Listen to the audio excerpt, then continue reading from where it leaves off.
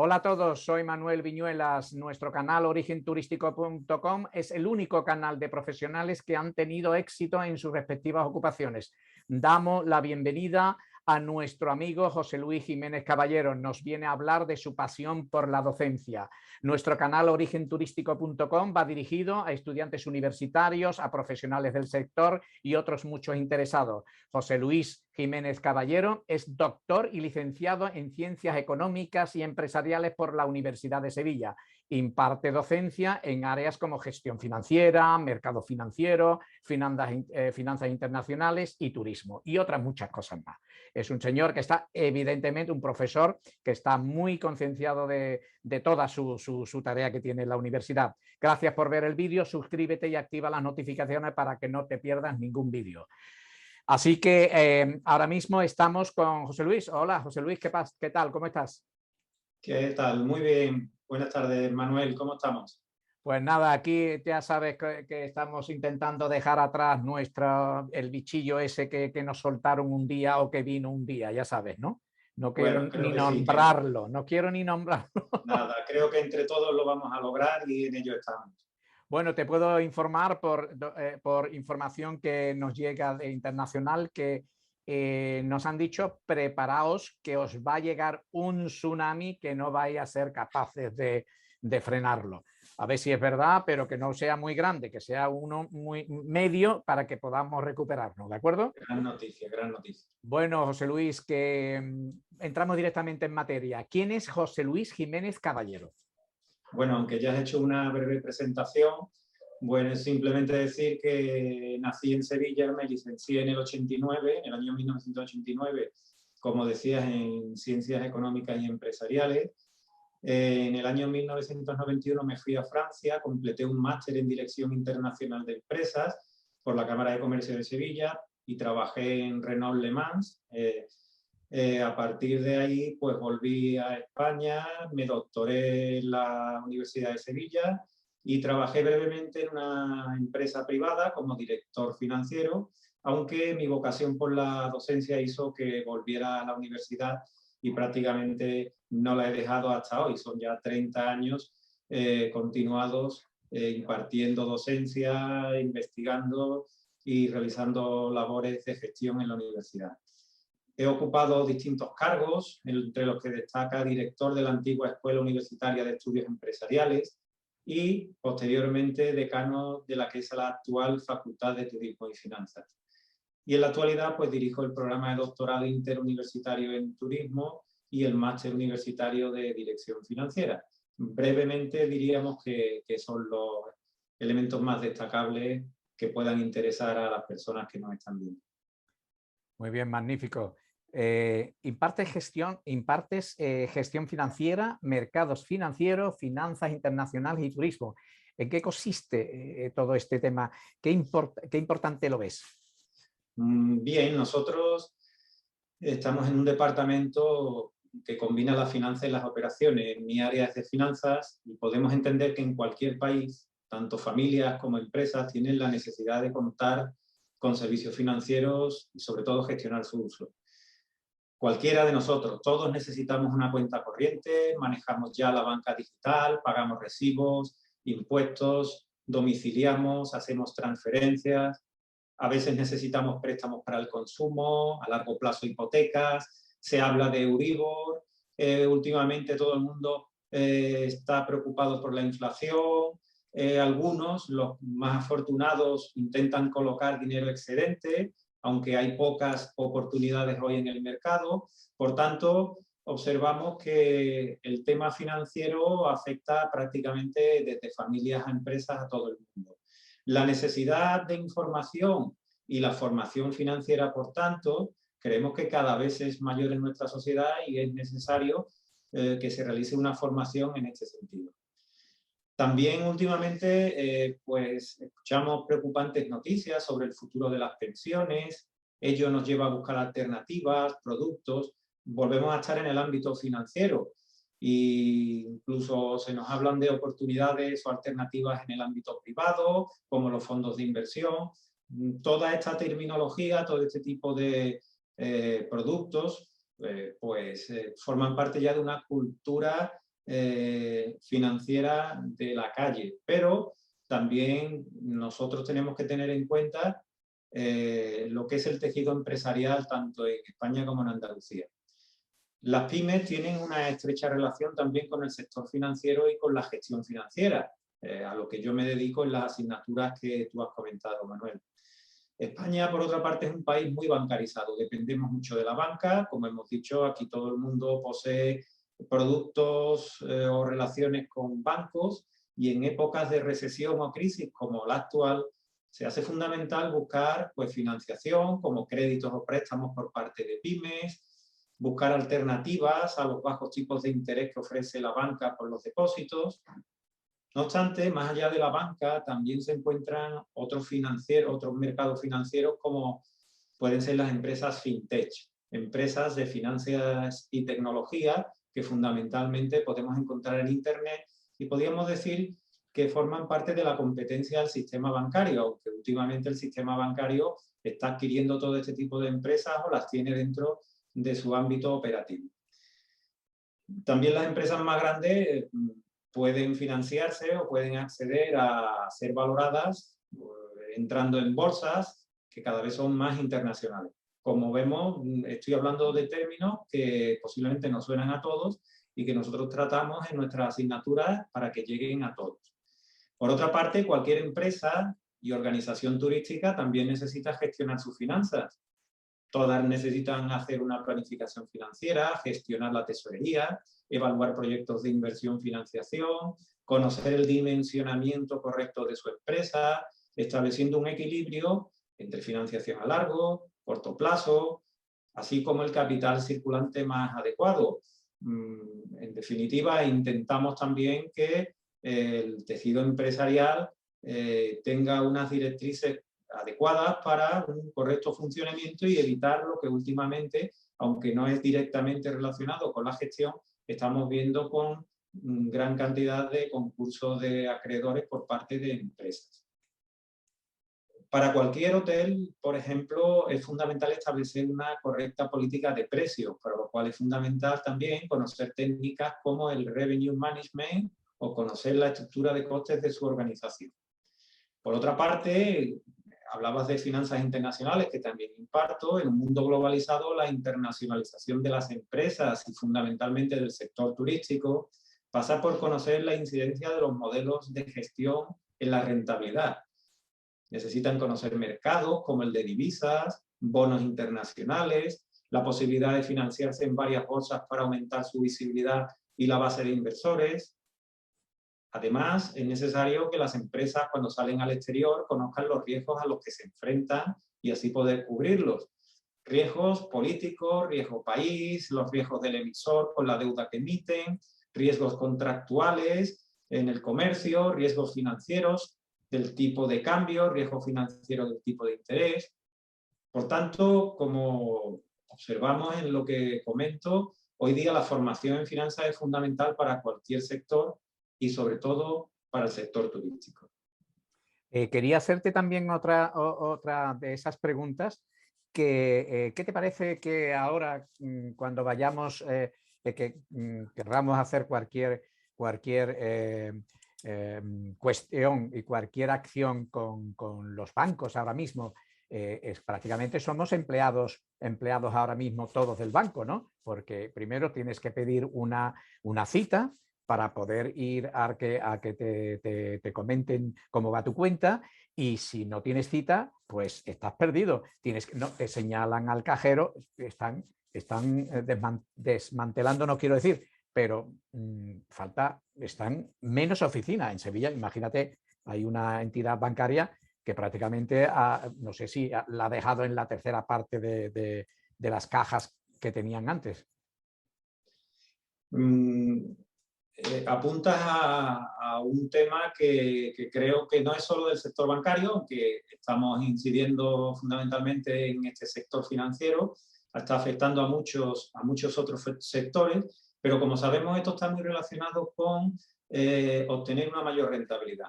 El sector bancario últimamente pues, ha dejado de tener ingresos por lo que son sus negocios típicos, diríamos, como es el margen de intermediación. En este caso, el margen se ha vuelto muy estrecho y la única manera de poder llegar a ser rentables es o que nos cobren comisiones, como nos cobran, prácticamente cobran comisiones incluso por no tener un saldo mínimo, por tener más del saldo mínimo, comisiones por realizar operaciones que entendemos que debería realizar el banco, por ir en día distinto al que ellos indican, pues no nos pagan un recibo. En definitiva, tiene que ver con un ahorro, por ejemplo, de empleados. En este caso, una gestión del tiempo para empleados, pero también una gestión de activos. La venta que se ha producido en los últimos años de activos por parte de toda la banca, pues está muy relacionada, primero, como decíamos, con el intento de ganar competitividad y rentabilidad en el mercado, y por otra parte, como antes decíamos, hay empresas, hay banca en Internet, pongamos ING, que lleva muchos años en España, ¿no? O empresas fintech, que le están haciendo una gran competencia y con una estructura prácticamente mínima, llegan a una rentabilidad que la banca necesita retomar. Y por todo ello, como tú decías, prácticamente nos estamos convirtiendo en empleados.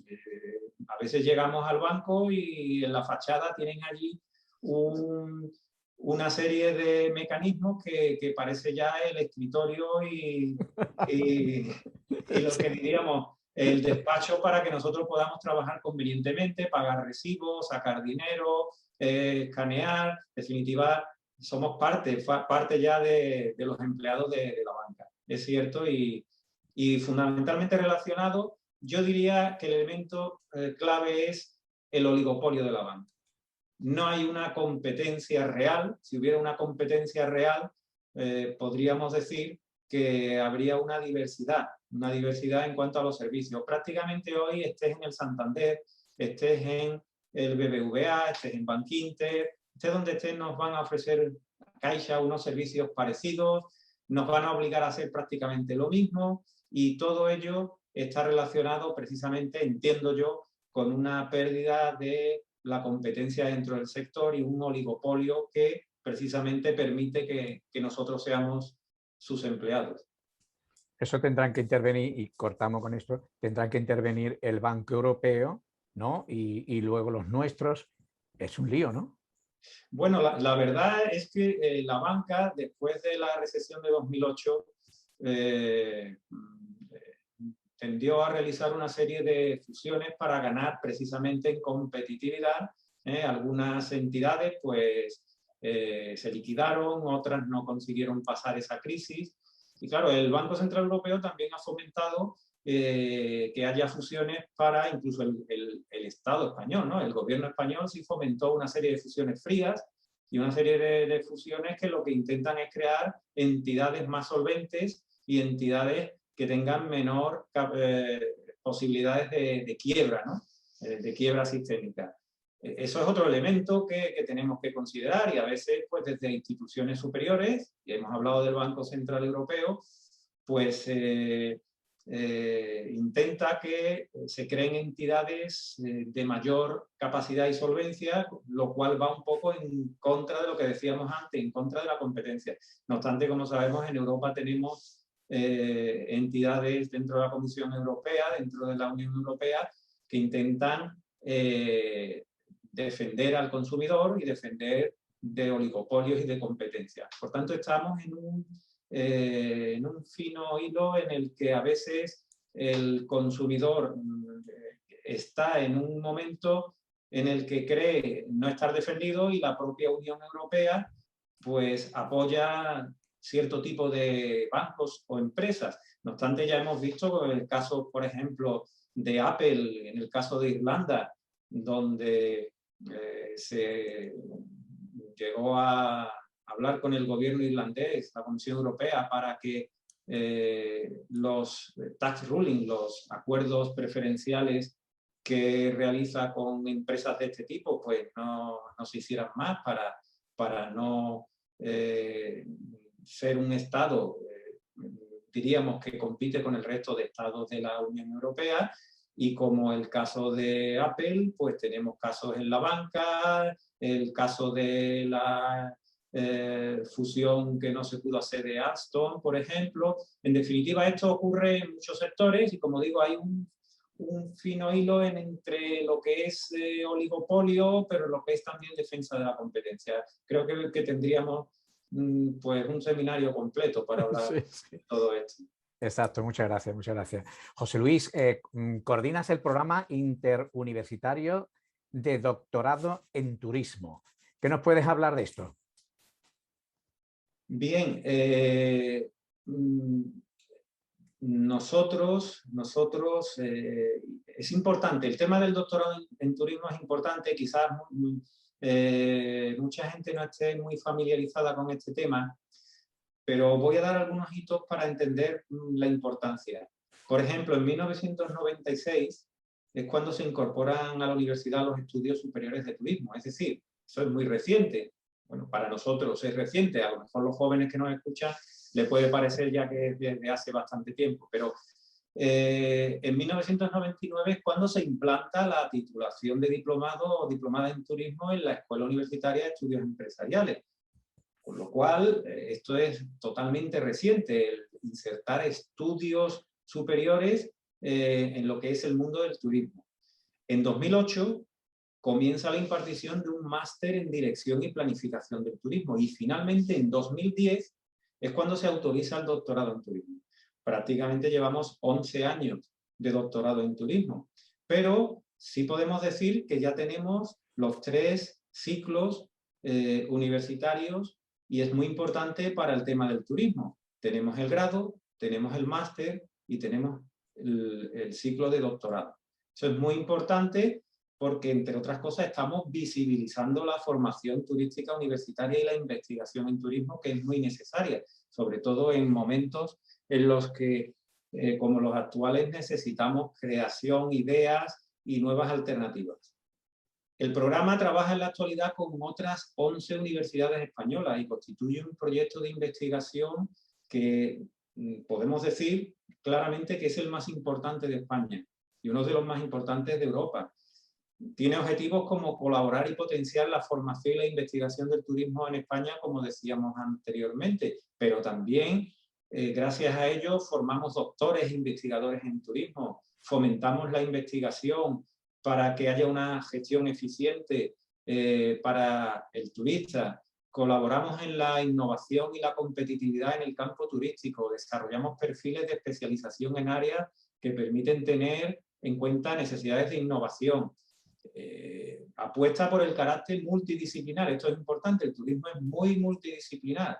En la formación convivimos profesores e investigadores de geografía, antropología, finanzas, operaciones, marketing, nos enriquecemos mutuamente y nos adaptamos plenamente a los estudios universitarios de turismo en el seno de la Unión Europea.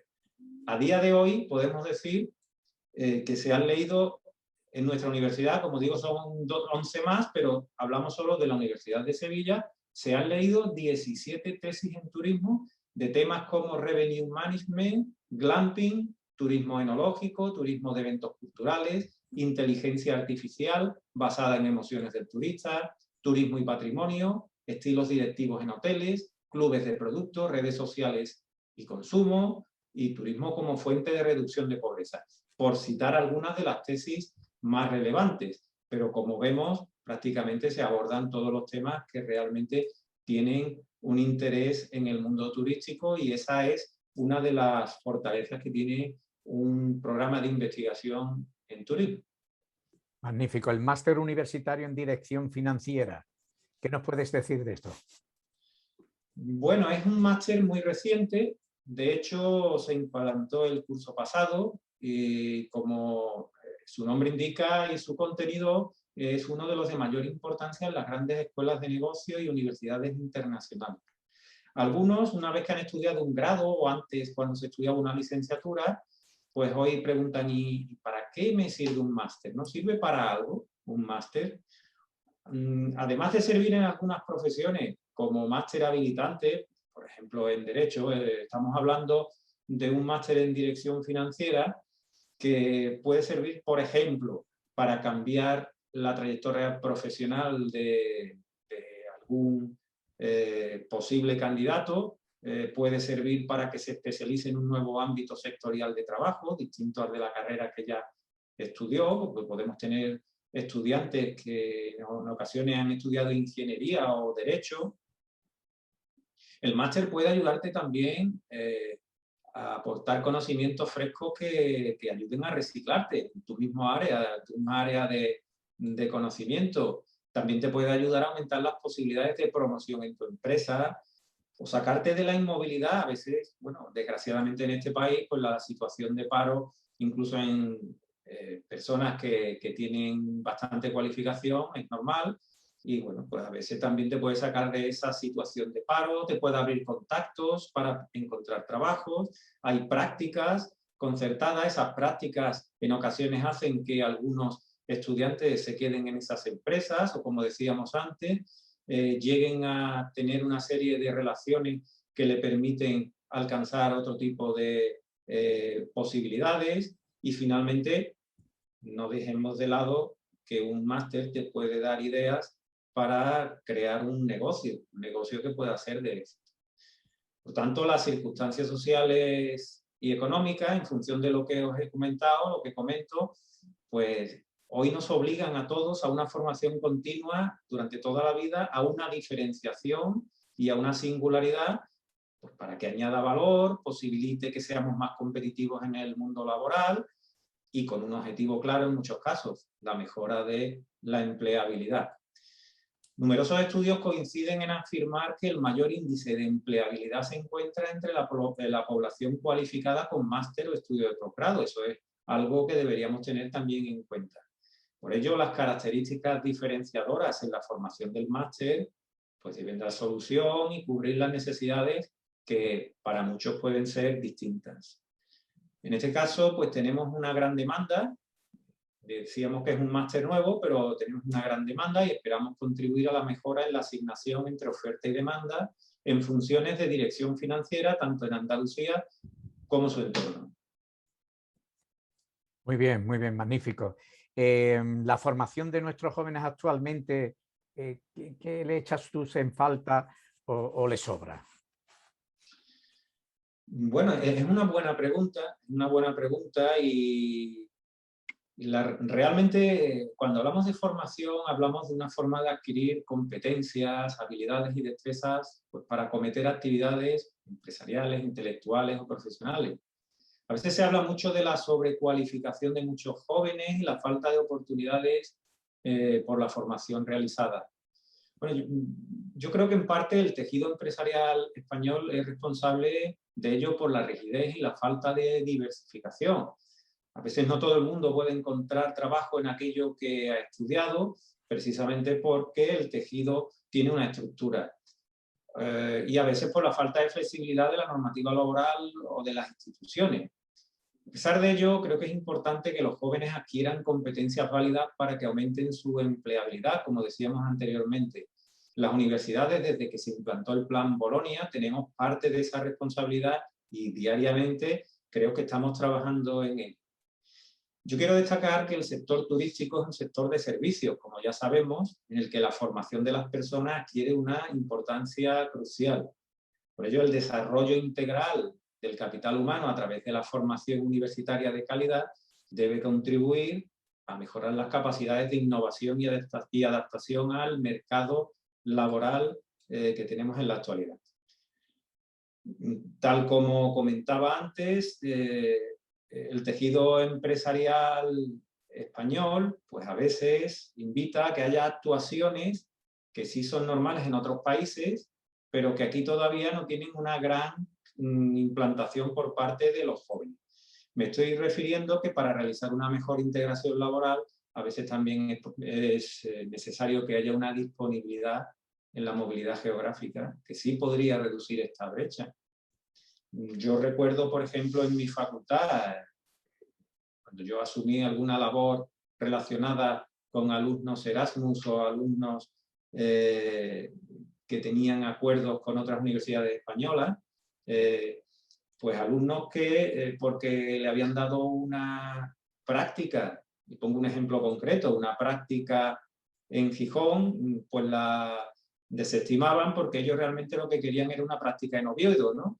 Era algo que nosotros no entendíamos. Bueno, Oviedo y Gijón creo que en tren están a 10, 15 minutos, no están a más. Pero bueno, encontrábamos cosas como esas, ¿no? O sea, el joven además tiene que tener en cuenta que cuando se es joven, pues hay que moverse, hay que intentar tener iniciativa y por tanto, cuando uno encuentra un determinado, como decía, una determinada estructura empresarial, pues nosotros tenemos que intentar vencer esa estructura, pues aportando, ¿no? Es un país, España, formado por un 97% aproximadamente de microempresas y pymes.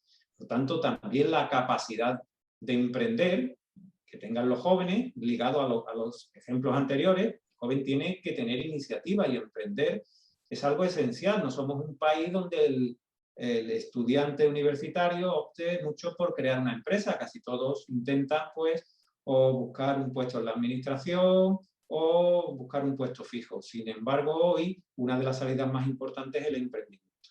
Los altos niveles de desempleo, el agotamiento de algunos modelos económicos, pues demandan que estos jóvenes desarrollen iniciativas emprendedoras y ello va a contribuir a la creación de empleo y riqueza. Y va a ser una oportunidad, además de una necesidad, que está haciendo ya para algunos de ellos y de nosotros, ¿no?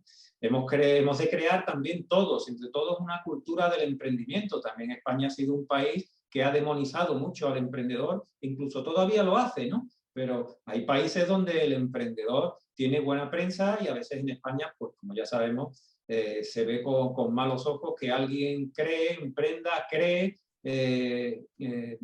tenga empleados y bueno, ya después pues lo machacamos porque está creando y de lo que crea pues nos tenemos que llevar todos una parte, ¿no?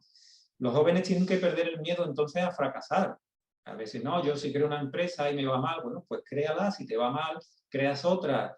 Casi podemos decir que muchos de los grandes ejemplos de empresas exitosas, pues cuando nos cuentan sus creadores, pues la historia que han tenido durante su vida, pues han sido historias de fracasos, ¿no? Hasta llegar al éxito.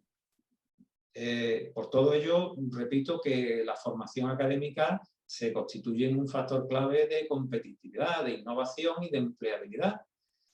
Exacto. Y cuando me preguntas qué falta o sobra, sí te diré lo que intentamos que tenga, ¿no? Intentamos dotarle no solo de conocimientos técnicos, que es lo que tradicionalmente se adquiría en las universidades. Intentamos también que tengan competencias, capacidades como innovar, decíamos, crear, organizar, planificar, ser líderes, tomar decisiones, trabajar en equipo, conocer y comprender la responsabilidad social, la ética que se deriva de las actuaciones empresariales, que se motiven por un trabajo bien hecho, por la calidad y que sean capaces de trabajar de forma autónoma. Creo que todo esto también son elementos que debemos intentar que el joven adquiera, además de los elementos técnicos que comentábamos anteriormente.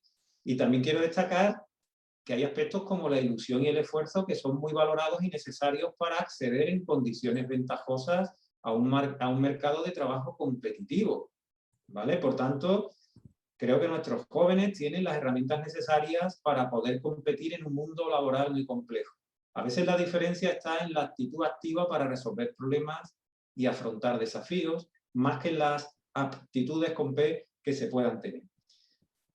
Para finalizar este punto, Manuel, decirte que a veces también es importante decir que a veces lo que falta o lo que sobra en el joven pues son tendencias o inercias de largo recorrido que todos tenemos, y me meto yo como formador, como profesor universitario. Todos hemos tenido una experiencia, todos tenemos una formación acerca de lo que hay que enseñar y lo que debe aprender el alumno, pero a veces lo que el alumno debe aprender es algo que ya se está viendo para el futuro y que nosotros todavía no estamos vislumbrando. Cuando el otro día yo veía en un ranking de trabajos futuros, ya hemos oído que que muchos trabajos en el futuro de los actuales no van a existir y otros están todavía por crear. Yo veía uno, por ejemplo, que era jardinero de Minecraft. Aquello a mí me llamó mucho la atención y dije, jardinero de Minecraft, mi hijo juega con eso. Y pensé, bueno, y esto es un trabajo. Empecé a ver en qué consistía y realmente parece que puede ser un empleo del futuro. ¿Podemos nosotros desde la universidad formar para ser jardinero de Minecraft? Y es por poner un ejemplo. Como ese ejemplo hay muchos. Son trabajos que aún no existen, que pueden existir, pero claro, poseen o podemos dotar a los alumnos de esos conocimientos y de esas competencias para trabajos que todavía no existen. Estamos dotando de competencias de trabajo que actualmente sí existen, tienen demanda laboral, pero que posiblemente dentro de 5 años ya no van a existir. Yo creo que eso es como una media móvil, ¿verdad? Estamos incorporando una serie de competencias nuevas, pero vamos retrasados y vamos desechando una serie de competencias, pero también vamos retrasando. No sé si con todo ello tenemos una visión clara, pero creo que aunque es complicado, he intentado pues dar mi visión de lo que creo que los jóvenes, que por otra parte creo que a veces también hablamos de los jóvenes de una manera que no corresponde a la realidad. Hoy salía un dato que los ninis en España entre 18 y 24 años son un 22%, ¿vale? Pero también hay un porcentaje muy alto de jóvenes que estudian, que trabajan, que innovan, que viajan, que se internacionalizan, que crean cosas, que están trabajando en buenas empresas y creo que de ellos también había que hablar alguna que otra vez. Bueno, recuerdo en una de estas miles webinars y actividades que hemos realizado durante esta pandemia, pues era un profesor israelí el que a la pregunta de que el paro de España en la juventud, etcétera, y él decía que es que ese paro es vuestro, es endémico, que es, y que lógicamente era también provocado porque íbamos detrás de la carreta en vez de ir delante de la carreta. Quiso hacer un símil ahí, pero claro, es como sabemos cómo acertar. Claro. Eso, ese es el asunto. Y para que lleve esto, sea una iniciativa de la universidad, la verdad que es un poco complicado. Somos una parte de la sociedad, evidentemente, pero la sociedad es mucho más compleja y hay otros estratos de formación dentro incluso de la propia empresa, y creo que la responsabilidad es de todos. Pero como digo, a veces hay oportunidades de formación que están por llegar y que la universidad no va registrando de manera automática, se va adquiriendo de una manera algo más lenta, y a veces entiendo que respondemos con algún tipo de retraso, y en otras ocasiones creo que, por ejemplo, tenemos formación de másteres propios en la universidad que sí permite una adaptación muy rápida a lo que es el mundo profesional. Creo que las universidades cuentan con herramientas e instrumentos para adaptarse a todo este tipo de medidas que lleguen de una u otra manera a la sociedad. Exacto, exacto. ¿Cómo ves la salud, por entrar un poco más y centrarnos más en el tema turístico, cómo ves la salud de nuestro destino turístico? Bueno, tú antes apuntabas a lo que nos va a venir, que es una gran noticia, pero recordamos que antes de la pandemia partíamos de una posición destacada. Recordemos, por ejemplo, que en 2018 Sevilla fue elegida como el mejor destino turístico mundial para visitar según la guía de viajes Lonely Planet. Exacto. Nuestra riqueza histórica, artística, patrimonial, gastronómica, cultural y social, como todos sabemos, nos hacen un destino muy apetecible para el resto del mundo. Lamentablemente, la incertidumbre y los cambios que trae la crisis sanitaria del COVID-19 sobre nuevas costumbres, flujos de turistas, falta de homogeneidad y cortoplacismo de las normas internacionales para viajar, dificultan la planificación público-privada a la hora de implementar, por ejemplo, infraestructuras adecuadas y adaptadas, promocionar el destino, dotar de certeza sobre cuáles son las mejores estrategias para dar respuesta a las necesidades del turista y de los mercados, En definitiva, bueno, esperamos que, como tú dices, todo esto pues vaya teniendo un ámbito de certeza mayor que permita que tanto las instituciones públicas como privadas puedan realizar esta planificación de cara a lo que nos viene. Por todo ello, creo que hay que continuar añadiendo valor y diferenciando a nuestro destino turístico. Hay que seguir invirtiendo en el valor del destino, en innovación, tecnología, sostenibilidad, en mejorar y crear nuevos productos turísticos. Por ejemplo, iniciativas como convertir a Sevilla en un destino inteligente, vemos que es un ejemplo claro de cómo intentamos siempre ir adelante, y no esperar a que los acontecimientos o que la lluvia pare para intentar ver qué hacemos. Hay que estar siempre alerta. No debemos pararnos ante esta situación de incertidumbre. Recordemos, por ejemplo, que las empresas ganadoras en crisis, como la gran recesión de 2008 o la actual del COVID-19, han sido aquellas que más han invertido en I+D+I, en investigación, en desarrollo, en innovación. Como sabemos, hay que mirar siempre adelante. Hay empresas, y decimos algunas ganadoras, ¿no? Ahí está Mercadona. Mercadona durante la crisis pues ha abierto centros ya no solo en España, sino también en Portugal. Ha seguido invirtiendo, y no solo en nuevos centros, ha invertido en los que ya tenía para convertirlos en centros más sostenibles. En definitiva, como ciudad tenemos que seguir invirtiendo en todo aquello que nos permita ser un destino de vanguardia, que lo somos, y aprovechar pues, lo que tú has comentado que va a venir pronto y estar preparados para ello. Hay que estar siempre preparados. Exacto.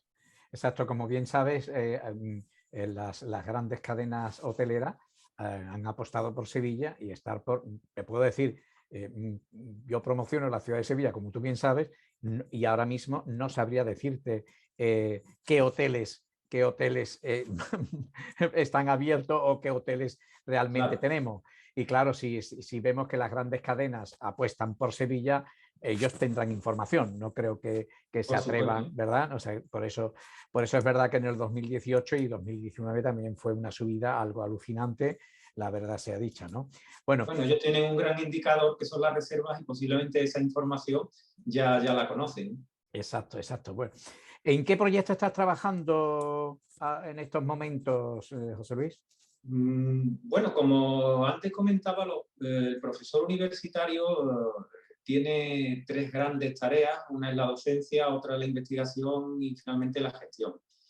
Diríamos que la docencia es la punta del iceberg, es lo que veis, no lo que ve todo el mundo, las clases que damos, en las tutorías, pero realmente donde el profesor universitario trabaja es fundamentalmente en investigación. Exacto. Y también en la gestión.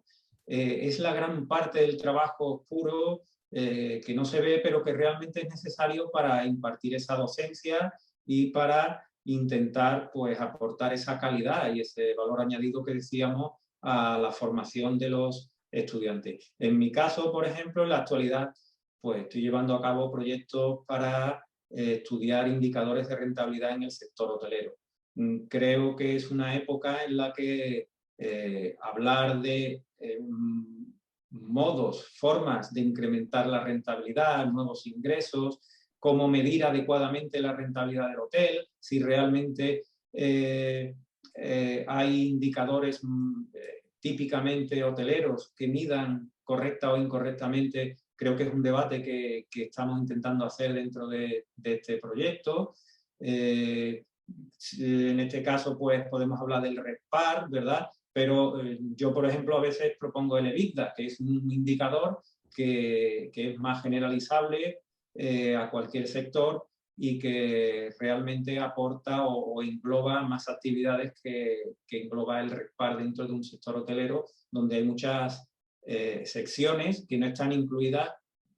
Esto que no solo un hotel vende habitaciones, y hoy día pues una de las tendencias de los hoteles, debido a la falta de ingresos, es apostar por otro tipo de secciones, ¿no? Secciones de ocio, secciones de...